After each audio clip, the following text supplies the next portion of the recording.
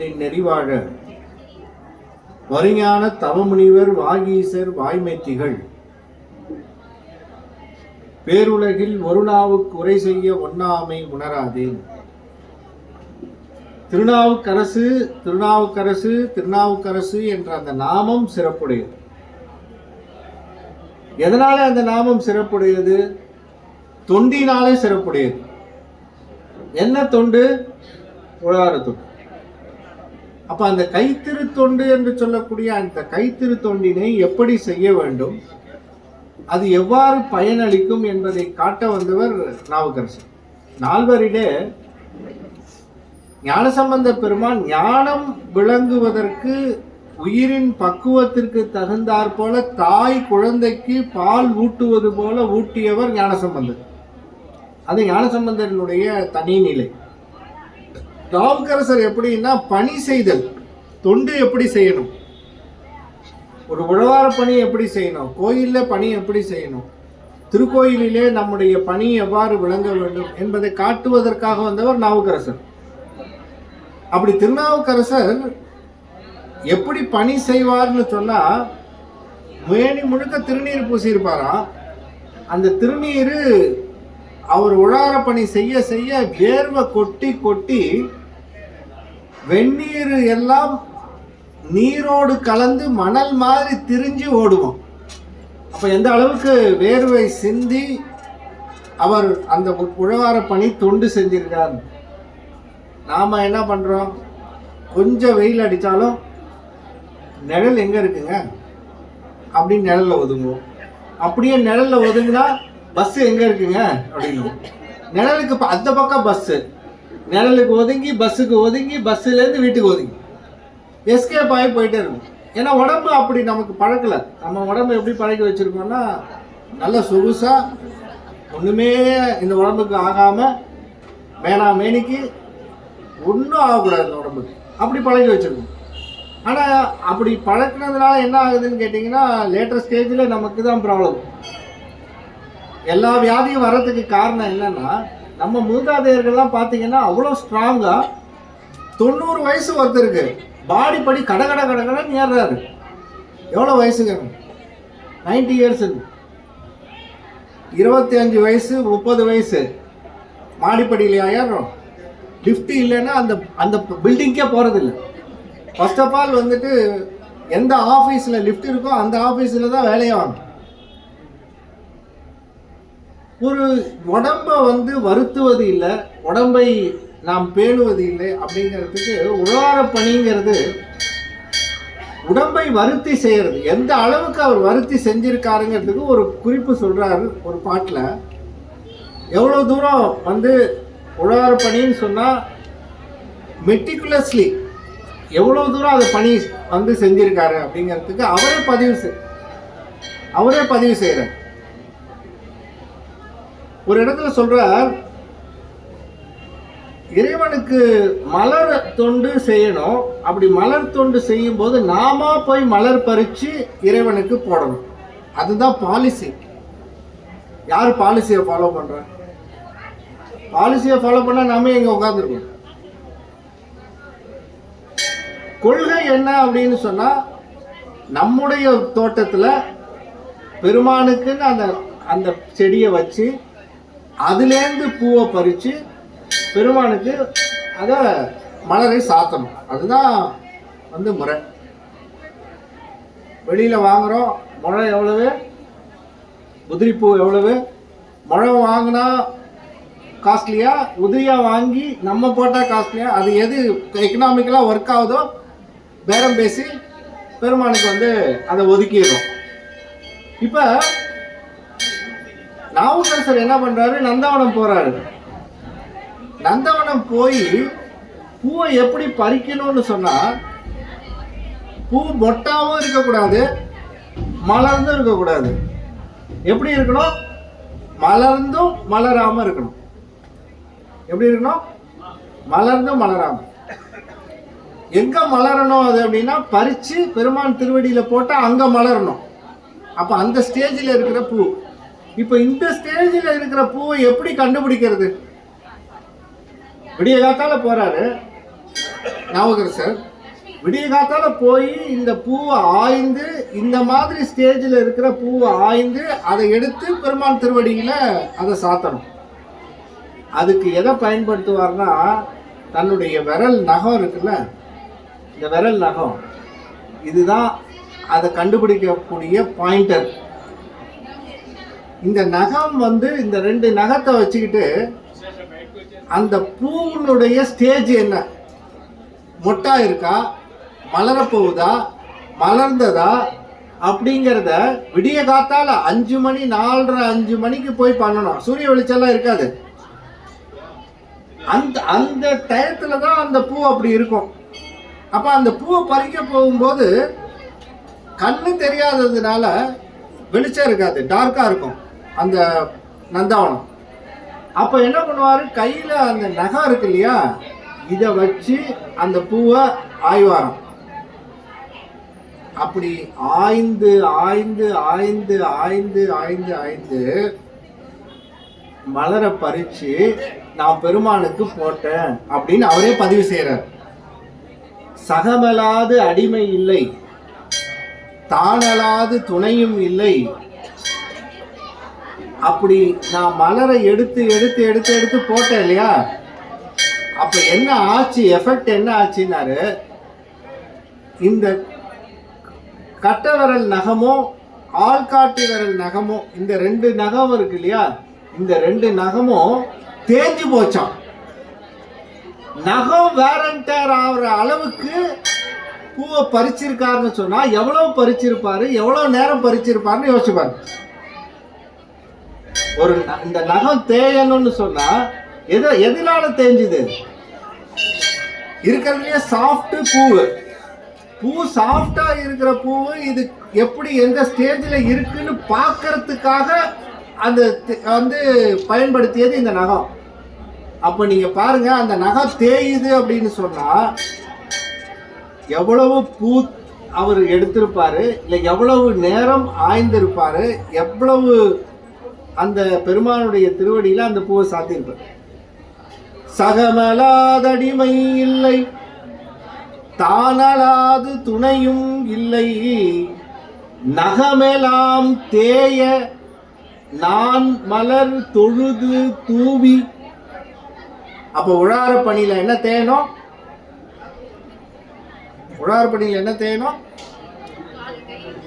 காலு கையு எல்லாம் தேயணும். அது தேஞ்சா என்ன ஆகும், இன்டைரக்டா வினை தேயும். உடலில் தேய தேய வினை தேயும் என்பதை காட்டியவர் நாவுக்கரசர். அவர் என்ன சொல்றாரு, உடம்ப நீ கண்டதுக்கு பயன்படுத்துற. டிவி உட்காந்து பார்க்குறோம், எத்தனை நேரம் பார்க்குறோம், மணிக்கணக்காக பார்க்குறோம். சீரியல் பாட்டு காலையிலேருந்து நைட்டு வரல ஓடுது. ஒரு வீட்டில் சீரியலுக்கு நடுவில் தான் எல்லாமே பண்ணுறாங்க. என்ன அவங்களுக்கு ரெஃபரன்ஸ் எதுன்னா, இந்த சீரியல் வரும்போது சாப்பாடு, இந்த சீரியல் வரும்போது பிரேக்ஃபாஸ்ட்டு, இந்த சீரியல் வரும்போது என்னது டின்னரு.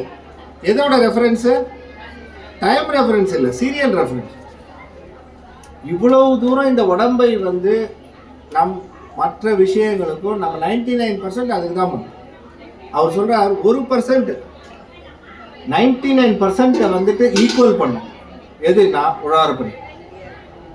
ஒரு மாதத்தில் இருக்கக்கூடிய ஒரு உழவார பணியில் ஒரு மணி நேரம் செய்யக்கூடிய அந்த பணி இருக்க, அந்த பணி அந்த மாதம் முழுவதும் நாம் டைம் வேஸ்ட் பண்ணியிருப்போம். டைம் எத்தனையோ போயிருக்கும், எத்தனையோ காலம் கடந்திருக்கும், எத்தனையோ நம்முடைய டோட்டல் வேஸ்ட் ஆஃப் எனர்ஜி. அதை ஈடு செய்யறதுக்கு ஒரே ஒரு வழி இந்த உழவார பணி என்று சொல்லக்கூடிய இறைவனுடைய திருக்கோயிலில் செய்யக்கூடிய தொண்டு. அந்த தொண்டுலேயும் ஒரு நாள் முழுக்க உழவார பணி செய்யுங்கன்னு யாரையும் சொல்லல. நாள் முழுக்க செய்ய முடியுமானாலும், இப்போ ஒரு பையனை படின்னு சொன்னால் நாள் முழுக்க படுறான்னா சொல்கிறது ஈஸி. ஏன் நீ படித்து பாருன்னு கேட்பாங்க. நாள் முழுக்க படி, டெய்லி படி, இப்படி படி அப்படி படின்னு இன்ஸ்ட்ரக்ஷன் கொடுக்கலாம். அதில் ஃபாலோ பண்ணுறது எவ்வளோ தூரம் நம்ம ஃபாலோ பண்ணுறோம். அதனால் நாவுக்கரசர் சொல்கிறார், நீ உன்னுடைய வாழ்க்கையில் உன்னுடைய இதில் இறைவனுடைய தொண்டுக்குன்னு ஒரு ஒரு ஒரு மணி நேரம், ஒரு அரை மணி நேரமாவது ஒதுக்கும். அது என்ன செய்யும்னு சொன்னால் டோட்டல் பேலன்ஸ் கொடுக்கும். நம்முடைய வாழ்க்கையே திசை திருப்பும், நம்முடைய வாழ்க்கையே புரட்டி அமைக்கும். காரணம், இறைவன் திருக்கோயிலிலே செய்யக்கூடிய ஒரு புல்ல புடுங்கினா நம்ம கோடி வினை நீங்கும். ஒரு புல்ல புடுங்கினா, ஒரு கோயிலை சுத்தம் செய்தால் எத்தனையோ கோடி, எத்தனையோ பிறவி எடுக்க வேண்டிய வினை நீங்கும். இது எப்ப தெரியும்ன்றீங்க? இது டோட்டல் ரியலைஸ் பண்ற இடம் எதுன்னு கேட்டீங்கன்னா ஹாஸ்பிட்டல். ஒரு 10 நிமிஷம் ஹாஸ்பிட்டல்ல போய் ஐசியூ வார்டு கிட்ட நின்றுட்டு வந்துருங்க. Daily 10 minutes. அந்த ஐசியூ வார்டில் அவன் படுற துன்பமும் அவன் படுற நிலையையும் நீங்க பார்த்தீங்கன்னாலே இந்த உலகம் எப்படிப்பட்டதுன்னு அப்போ எடுப்போம் வைராக்கியம். எப்பா இந்த மாதிரியா கஷ்டம், இந்த உருளைக்கிழங்கு சாப்பிட்டா இந்த தொல்லையா அப்படின்னு சொல்லி உருளைக்கிழங்கே உடனும் நினைச்சிட்டு வெளில வந்து சிப்ஸ் வாங்கிட்டோம். நம்ம திருந்துவோன்றீங்க, திருந்த மாட்டோம். பார்த்துருப்போம்.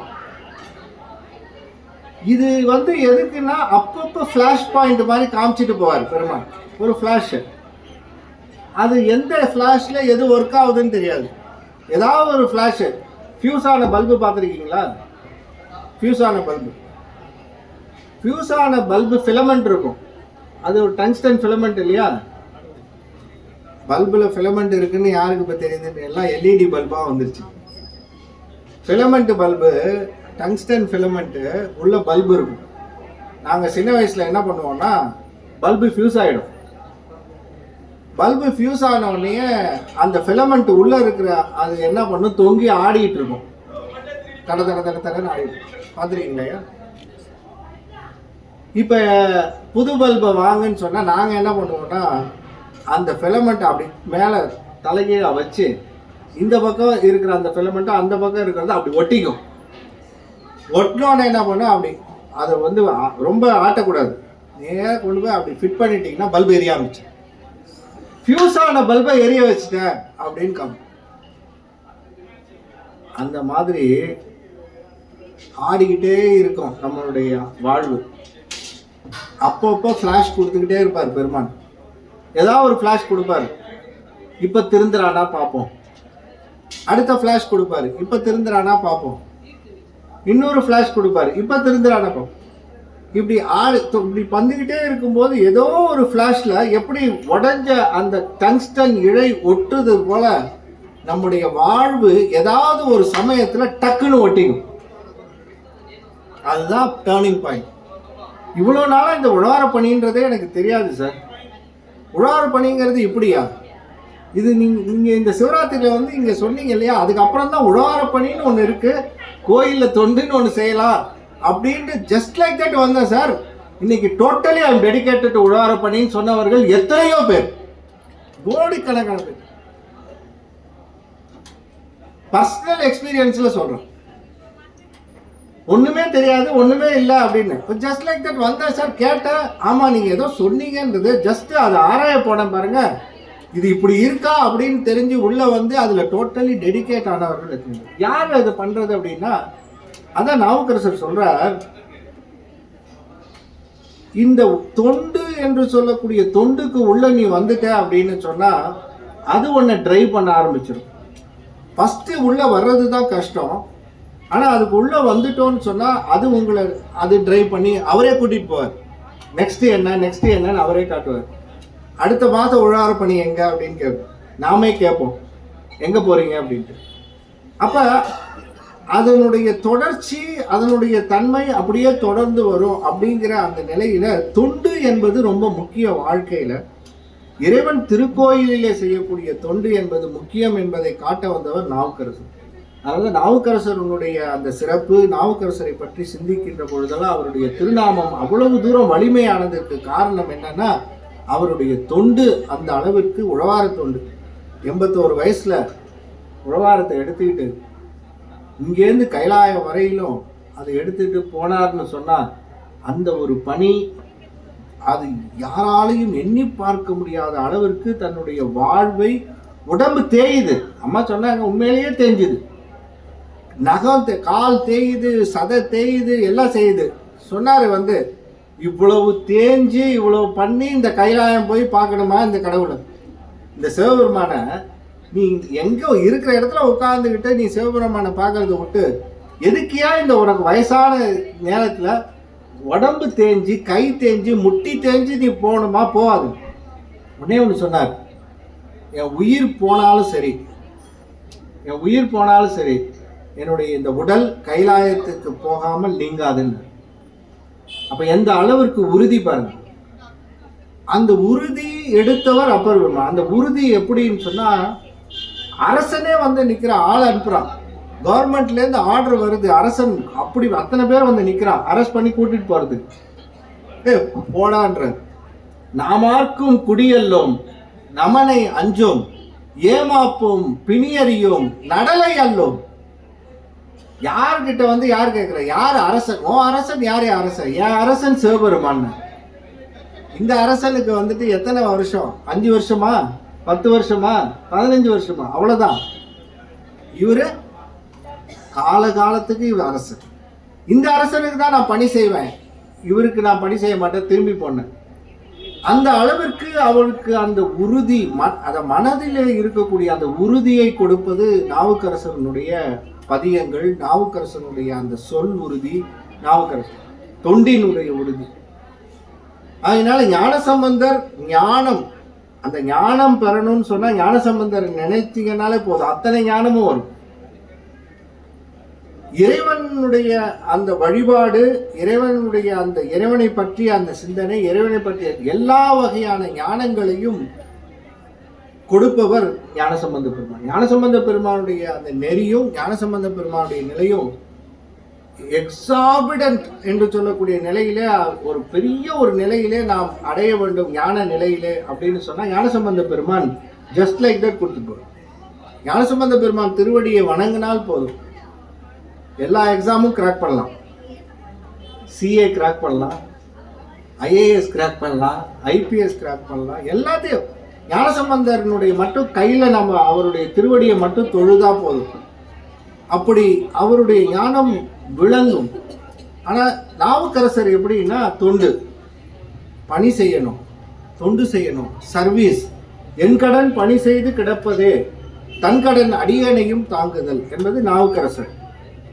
மூன்றாவதாக நிற்பவர் சுந்தரமூர்த்தி சுவாமிகள். நால்வர் அப்படின்னு சொன்னோம்னா, இப்போ நால்வர்ல நம்ம எத்தனை பேரை பார்த்துருக்கோம்? எல்லாம் இப்போ தூக்கம்லாம் வரல. அடிக்கடி கேள்வி கேட்டு இந்த லாஸ்ட் பெஞ்சில் இருக்கிறவங்கலேருந்து ஃப்ரண்ட் பெஞ்ச் வரலும் கேள்வி கேட்டு அவங்கள கொண்டு வரணும் உள்ள. ஏன்னா 12 மணிக்கு மேலே என்ன ஆகும்னா ஜோதியில் கலக்கிற நேரம் அது. லிங்கோத்பவ காலம் வரையிலும் அப்படி முடிச்சுட்டு ஸ்ட்ரைட்டாக உட்காந்துருப்பாங்க. ஃபஸ்ட்டு காலம் நல்லா பிரிஸ்கு, செகண்டு காலம் கொஞ்சம் அப்படியே சீட்டு கீழே, மூணாவது சீட்டுக்கு அடியில். எங்கேயும் அவர் உட்காந்துருந்தார் காணும் அப்படின்னா சீட்டு கீழே படுத்து தூங்கினவங்க நிறையா பேர் உண்டு. ஏன் சிவராத்திரியில் நான் நிறையா பார்த்துருக்கோம். பார்த்தீங்கன்னா சுந்தரமூர்த்தி சுவாமியுடைய அந்த நிலை, ஞானசம்பந்தர் நாவுக்கரசர் 2 பேரும் தனிநிலை. சுந்தரமூர்த்தி சுவாமிகிட்ட வந்தால் அவர் தன்னுடைய தோழனாக கொண்டார்.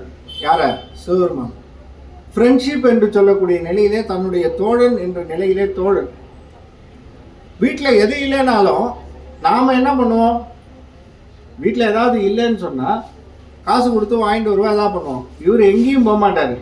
வீட்டில் பருப்பு இல்லைனாலும் சிவபெருமான்ட்ட தான் வருவார், அரிசி இல்லைனாலும் சிவபெருமான்ட்ட தான் வருவார். எது இல்லைன்னாலும் வீட்டில் எங்கே வருவார்னா நேராக வந்துடுவார் சிவபெருமான்ட்ட. வீட்டில் அரிசி Sona Masoori 25 kilo please deliver அப்படின்னு சிவபெருமான் என்ன பண்ணுவார்? எழுதி வச்சுக்குவார். கிராசரி என்னென்னலாம் வேணும் சுந்தரமூர்த்தி சுவாமிகளுக்குன்னு சொல்லிட்டு இவர் எழுதுவார். அரிசி மூட்டை 25 கேஜி. எத்தனை மூட்டை? 4 மூட்டை. பருப்பு, சிறு பருப்பு, பெருபருப்பு, அந்த தோரம் பருப்பு, எல்லா பருப்பும் எழுதி லிஸ்ட்டு கொடுத்துட்டு போயிடுவார். டெலிவரி பண்ண வேண்டியது யார்? இவர் கடை. வீட்டுக்கு எல்லாம் கரெக்டாக அமுச்சு வச்சுருவார். 2 பேரும் சுந்தரமூர்த்தி சுவாமிகள். அவர் என்ன சொல்லுவார்? நீங்கள் பாட்டுக்கு இந்த உலகத்தில் இருக்கிறவன்ட்ட எல்லாம் போய் கையேந்தாது, பிச்சை எடுக்காது. அவன் கொடுக்குறான், கொடுக்கல, கொடுத்ததுக்கப்புறம் அவன் என்ன சொல்லுவான்? நீ என்னால தானே வாழ்கிற அப்படின்னு அவனுக்கு ஒரு கர்வம் வரும். உனக்கு கொடுத்ததுக்கப்புறம் நீ அவன்கிட்ட போய் கையேந்தாத, இன்னொருத்தட்ட நீ கையேந்த வைக்காத. எனக்கு என்ன தேவையோ யார் கொடுப்பா அப்படின்னா இறைவன் சத்தியமாக கொடுப்பார். கேட்கறது இல்லை. நமக்கு என்ன நம்பிக்கைன்னா அவர் சாப்பிட்றதும் இல்லை, அவர் கேட்கறதும் இல்லை, அவர் கொடுக்கறதும் இல்லைன்றது நம்ம நிச்சயமாக நமக்கு தெரியும். நம்ம வைக்கிறோன்னு அத்தனை படைச்சு வைக்கிறோம்.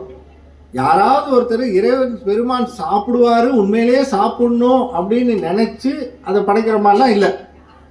ஒத்துக்கணும். அவரும் பார்க்குறாரு, நம்ம பேரை சொல்லி இவன் அத்தனை பேரும் சாப்பிட்றாங்களே தவிர நம்ம சாப்பிட்டோமான்னு எவனாவது கேட்குறானா? இத்தனையும் செய்யறோம், இத்தனையும் பண்றோம், இத்தனையும் செய்யறோம். நம்பியாண்டார் நம்பி அவங்க அப்பா சொன்னாரு, ஏய் பிள்ளையாருக்கு கொழுக்கட்டையை வச்சு படைச்சு அவர் சாப்பிடுவாரு, 4 படைச்சிட்டு போடணும்.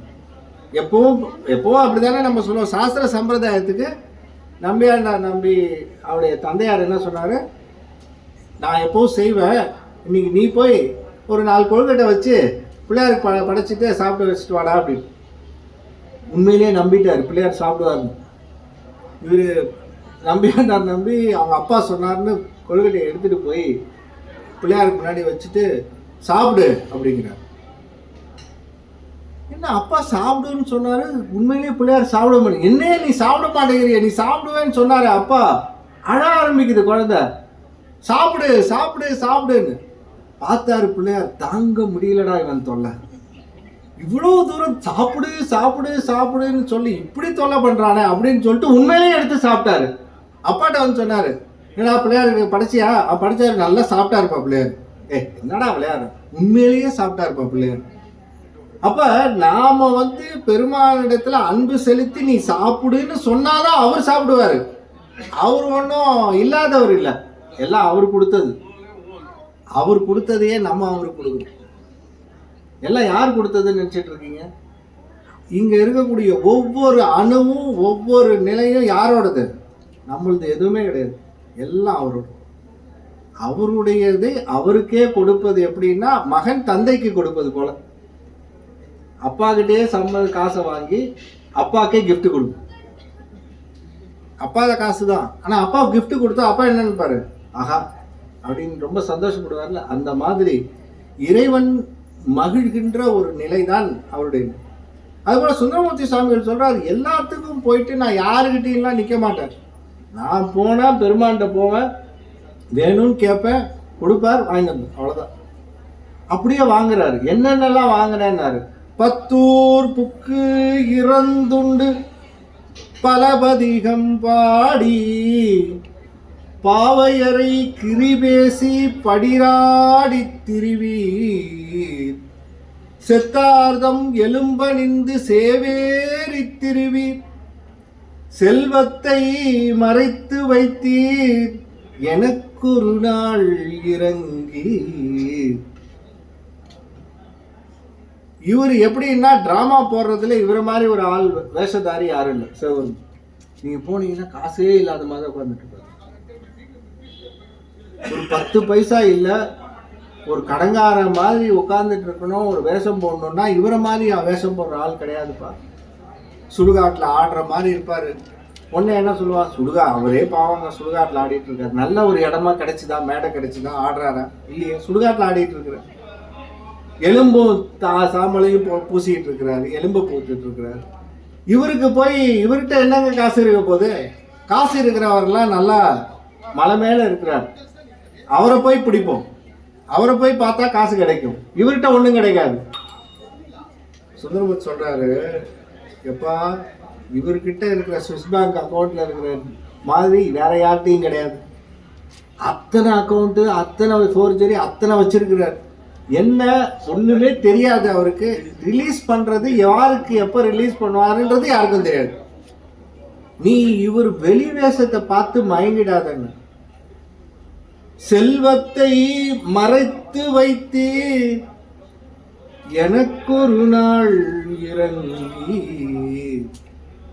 முத்தாரம் இலங்கு மிளிர் மணிவயிர கோவை அவை பூணத்தந்தருளி மெய்க்கு இனிதானாரும் கஸ்தூரி கமல் சார்ந்து பணித்தருள வேண்டும் கடல் நாகை காரோணம் மேவியிருந்தீரே. கஸ்தூரி கமல் சார்ந்து என்ன முத்து மணியாரம் என்னென்னலாம் கேட்க முடியுமோ அத்தனையும் பெருமானிடத்துல கேட்டு பெற்று வாழ்ந்த பெருந்தகை சுந்தரமூர்த்தி. அப்ப நமக்கு என்ன தேவை என்பதை கேட்டா அவர் கொடுக்கறதுக்கு தயாரா இருக்கிறார். அப்ப சிவபெருமானிடத்துல நாம கேட்டு பெறலாம், எல்லாம் அவனிடத்திலேயே கேட்டு பெறலாம். அவனா கொடுத்தால் வாரி வாரி வழங்குவோம். அப்படி வாரி வாரி வழங்கிய நிலையில 12,000 பொன் கொடுத்தாரு. எத்தனை பொண்ணு? திருமுதுகுன்றத்துல விருதாச்சலத்துல சுந்தரமூர்த்தி சுவாமிகளுக்கு யாருக்குமே இவ்வளவு பொண்ணு கொடுத்ததே இல்லை வாழ்க்கையில. சிவபெருமான் அக்கௌண்ட்ல இருந்து இவ்வளவு பெரிய செக் போனதே கிடையாது. The highest cheque paid by Sivaperuman only to யாரு? சுந்தரமூர்த்தி. 12,000 பொண்ணு. 12,000 பொண்ணையும் விருதாச்சலேஸ்வரர் கொடுத்த உடனே தூக்கிட்டா போக முடியும்? 12,000 பொண்ணை 12,000 பொண்ணு கொடுக்குற ரைட்டு. இது எப்படி நான் என்ன ஊர் ஊரா எடுத்துட்டா போக முடியும்? இந்த 12,000 பொண்ணு யார் இதை பாதுகாக்கிறது? யார் சுமக்கிறது? சரி என்ன பண்ணலாம் சொல்லு அப்படின்னு. ஒன்றும் இல்லை, இந்த ஆற்றுல தூக்கி போடுன்னு. எந்த ஆற்றுல? விருதாச்சலம் பக்கத்தில் போகுதுல ஆறு. என்ன ஆறு? மணிமுத்தாறு. மணிமுத்தாறில் தூக்கி எல்லாத்தையும் போடு. சாமி பார்த்தாரு. மணிமுத்தாறில் போட்டு திருவாரூர் என் ஊர், நானும் பறவையாரும் வந்து திருவாரூர் குளத்தில் நாங்கள் எடுத்துக்கிறோம். இப்போ நான் ஆற்றுல போட்டு எங்கள் குளத்தில் எடுப்பாரான். எந்த குளம்? திருவாரூர் கமலாலயம் குளத்தில். அங்கே நான் எடுத்துக்கிறேன், நீ இங்கே நான் போட்டுறேன், அங்கே கொடுத்துருன்னு. சாமி போட்டார். பல நாள் போச்சு, பல பதிகம் பாடினார், பல ஊருக்கு போனார். போயிட்டு திரும்பி தன்னுடைய ஊருக்கு திருவாரூருக்கு வர்றார். திருவாரூருக்கு வந்த உடனே பறவையாரை போய் பார்க்குறாரு. பறவையாரை பார்த்த உடனே என்னங்க காசு வாங்கிட்டு வர சொன்னேனே, வாங்கிட்டு வந்தீங்க. அப்போ தான் ஞாபகம் வருது, கிளிக் ஆகுது அவருக்கு. ஐயோ வாங்கினேனே அப்படின்னு. வாங்கினீங்கன்னா எங்கே? இல்லை ஆற்றுல போட்டேன். ஆற்றுல போட்டிங்களா? எந்த ஆற்றுல போட்டிங்க? இல்லை மணிமுத்தாறில் போட்டேன். எனக்கு திருவாரூர் குளத்தில் நான் எடுத்துக்கிறேன்னு சொன்னேன், எனக்கு மறந்தே போச்சு, நல்லவேளை நீங்கள் ஞாபகப்படுத்தல, வாப்போ எடுத்துகிட்டு வரலாம். இந்த அம்மாவுக்கு நம்பிக்கையே இல்லை. ஏங்க யாராவது ஆற்றுல போட்டு குளத்தில் எடுக்கிறதுங்கிறது ஒரு பழமொழியாகவே இருக்குது, யாரும் நம்பாத ஒரு நிலை. நீங்கள் பாட்டுக்கு இப்படி சொல்கிறீங்களேன்னாங்க அந்த அம்மா. நீ வா அப்படின்னு சொல்லி கூட்டிகிட்டு போய் கமலாலயம் குளத்தில் நிற்கிறார். நின்றுட்டு பெருமானை பாடுறார். பாடி அந்த பொன் எனக்கு நான் போட்டனே, எங்கே போட்டேன்? மணிமுத்தாறில் நான் போட்டனே, அந்த ரெஃபரன்ஸ் எல்லாம் சொல்லி எனக்கு இந்த பொண்ணை எனக்கு இங்கே கொடு அப்படின்னு கேட்குறேன். முதல் பாட்டாச்சு வரல, ரெண்டாவது பாட்டாச்சு வரல, மூணாவது பாட்டாச்சு வரல, நாலாவது பாட்டாச்சு வரல. பதிகம் 10 பாட்டு தான். இவருக்கா பக்கு பக்குங்குது. இந்த அம்மா பக்கத்துல இருந்து சிரிச்சுக்கிட்டே இருக்கு உங்களை மாதிரி. யாரு? பறவையார். இவருக்கு எது புத்தி சொன்னாலும் தெரியாது, தானாவும் கிடையாது. எல்லா மனைவியும் கணவனை பார்த்து திட்டுற ஒரு ஸ்லோகன் என்ன அப்படின்னா, சொந்தமாகவும் சிந்திக்க தெரியாது, சொன்னாலும் தெரியாது. ஸோ அதே மாதிரி இந்த அம்மாவும் சொன்னாங்க, இது ஏங்க இப்படி போட்டிங்க ஆற்றுல, ரைட்டு முடிச்சு போச்சு, அது எதுக்கு திருப்பி திருப்பி போய் கேட்டுக்கிட்டு? முடிஞ்சு போச்சு, விட்டுட்டு வாங்க அப்படின்னு. இவர் விடுற பாட்டு கிடையாது. எனக்கு என்ன ஆகுது? Prestige issue. நான் வருவேன்னு சொல்லிட்டேன், உன் முன்னாடி வேற சொல்லிட்டேன், நான் கொடுத்தே ஆகணும். இவர் சிவபெருமா நான் விடுறதில்லை, உண்டு இல்லை ஒரு கையில் பார்த்துறேன்னு. 1 2 3 4 5 6 டவுன் ஆகிட்டாரு. பேட்டரி டவுன் ஆகிட்டே வருது உங்களை மாதிரி. பாட்டுக்கு போயிட்டே இருக்கு. இன்னும் 3 பாட்டு தான் இருக்கு. கொடுப்பாரா மாட்டாரான்னு எடுத்தாரு. 7வது பாட்டு. ஏத்தாதிருந்தறியேன் அப்படியே ஹை பிச்சில் கொடுக்குறாரு. எங்க? திருமுதுகுன்றம். யார் போயிருக்கீங்க? திருமுதுகுன்றம் நம்ம ஐயா நீங்க போயிருக்கீங்களா? முதுகுன்ற பெருமான் மேல உட்கார்ந்துட்டு இருக்கிறவரை எங்கேருந்து கூப்பிடுறாரு? கமலாலயம் குளத்துல இருந்து எங்க கூப்பிடுறாரு? திருவாரூர் எங்க இருக்கு? திருமுதுகுன்றம் எங்க இருக்கு? இங்கேருந்து அவர் அழைக்கிறாரு. ஏத்தாதிருந்தறியேன் இமையோர் தனி நாயகனே மூத்தாய் உலகுக்கெல்லாம் முதுகுன்றம் அமர்ந்தவனே பூத்தாரும் குழலால் பறவை இவள் தன்முகப்பே கூத்தா தந்தருளாய் கொடியேன் கிட்டளம் கெடவே. ஏழாவது பாட்டு சம கும்முன்னு தல தல தல தல தல தலன்னு 12,000 பொண்ணும் அத்தனையும் தங்க பிஸ்கட்டு 24 கேரட் சேதாரம் இல்லை, கூலி இல்லை, ஒன்றும் இல்லை. அப்படியே 12,000 பொண்ணும் அப்படி பொன் மலை போல அப்படி வெளில வருது. எங்க இந்த திருவாரூர் குளத்துல அந்த அம்மாவுக்கு அப்படியே ஆச்சரியம். அப்பா, நம்ம கணவர் இப்படி ஒரு புத்திசாலியா, ஆத்துல போட்டு குளத்துல எடுத்தாரு அப்படின்னு பார்த்தா அவர் அப்பதான் அவர் சிரிப்பு சிரிச்சாரு. என்னை பார்த்து நீ என்ன சொல்லிட்ட, வராதுன்னு சொன்னீங்க, வர வச்சிட்டோம் பார்த்தியா அப்படின்னு ஒரு சேலஞ்ச் பண்ணி 12,000 பொண்ணை எடுத்து அப்படியே எல்லாம் என்ன பண்ணாரு அவரு, தான் என்ன நகையா போட்டுக்கிட்டாரா இல்லை காப்பு வாங்கினாரா இல்லை இது பண்ணாரா, அத்தனையும் அடியார்களுக்கு கோடி கோடியா. இப்ப ஒவ்வொரு திங்கக்கிழமையும் 5,000-6,000 பேருக்கு அன்னதானம்னா பறவையார் அந்த காலத்துல திருவாரூர்ல அப்படிதான் பண்ணாங்க. பறவையாரனுடைய வீட்டுக்கு முன்னாடி அவங்களுக்கு எதுக்கு பொண்ணு, அவங்களுக்கு எதுக்கு கேஷு, அவங்களுக்கு எதுக்கு செல்வம், அடியார்கள் தானே, நீ இறைவனோட மட்டும் தொடர்பு உடையவர்களுக்கு எதுக்கு கையில காசு அப்படின்னா அதுவும் யார்கிட்டையும் போய் கேட்க மாட்டாங்க. சுந்தரமூர்த்தி சுவாமிகள் போயிட்டு சுந்தரமூர்த்தி சுவாமிகள் ஒரு கண் அசைச்சார்னா 12,000 என்ன 12 கோடி பொண்ணு கொட்டும்.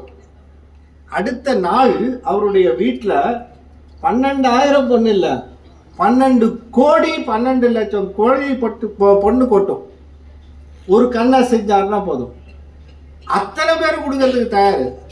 ஆனா சுந்தரமூர்த்தி சுவாமிகள் யார்கிட்ட வாங்கினாரு, இறைவனிடத்துல வாங்கி அடியார்களுக்கு அத்தனை பேருக்கும் செலவு, அத்தனை அடியார்களுக்கும் வீட்டில் இருக்கிற அத்தனை பேருக்கும் நெல் மலை கொடுத்தார் பெருமான். எங்கேருந்து, திருக்கோயிலிருந்து நெல்மலை குமியுது. எங்க பறவையார் வீட்டு தெரு முழுக்க நெல்மலை. அந்த அம்மா சொன்னாங்க, ஒவ்வொருத்தரும் வீட்டுக்கு முன்னாடி எவ்வளோ நெல் இருக்கோ அவங்க எடுத்துங்க.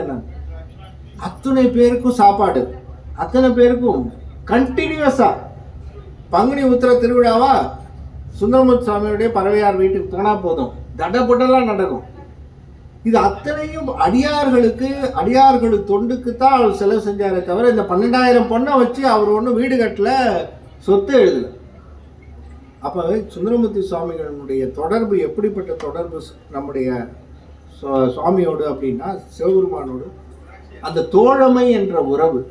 இந்த தோழமை உறவு என்று சொல்லக்கூடிய அந்த உறவை வைத்து இறைவன் இடத்திலே அனைத்தையும் பெறலாம், ஞானம் பெறலாம், நலம் பெறலாம், எல்லாவற்றையும் பெறலாம் என்பதாக காட்டுகின்ற நிலையிலே ஞானசம்பந்தர், நாவுக்கரசர், சுந்தரமூர்த்தி சுவாமி, கடைசியாக 4வர்ல மணிவாசக பெருமான்.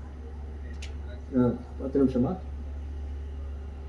இருந்தீங்க, பேசிட்டே இருங்கன்ற.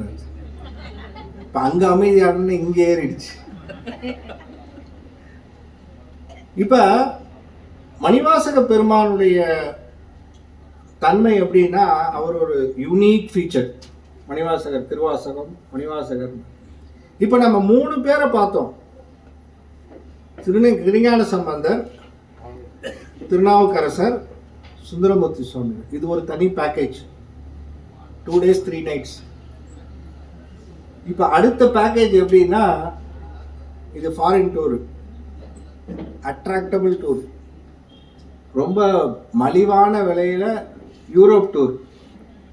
எப்படின்னா எப்படி இருக்கும், லோக்கல் இந்தியா டூர் காமிச்சாச்சு, இது வரணும். இப்போ யூரோப் கண்ட்ரி டூருக்கு கூட்டு போவோம், செலவே இல்லாமல். மணிவாசகருடைய தன்மை எப்படிப்பட்டது, மணிவாசகருடைய திருவாசகம்னா அப்படியே உள்ளத்தை உருக்கும், உள்ளத்தை உருக்குகின்ற நிலை அப்படின்னா மணிவாசகர் இல்லையா?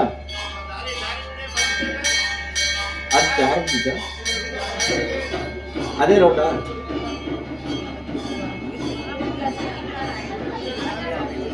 அலங்காரம் 5 minutes